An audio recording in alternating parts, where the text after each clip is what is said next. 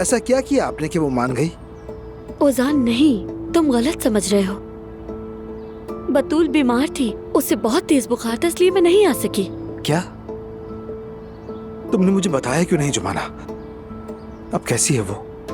ठीक है, पहले से बेहतर है, अल्लाह का शुक्र है, बुखार उतर गया।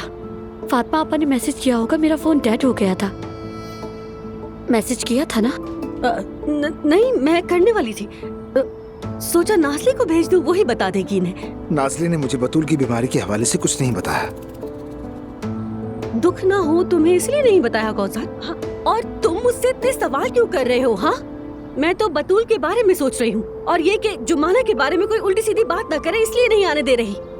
अगर आप वाकई में बतूल के बारे में इतना सोचती ना, तो मुकदमे वाले दिन जुमाना के खिलाफ उल्टी सीधी बातें नहीं करती। और अगर वाकई आपको बतूल का ख्याल होता तो आप इन दोनों बहनों को जुदा नहीं करती।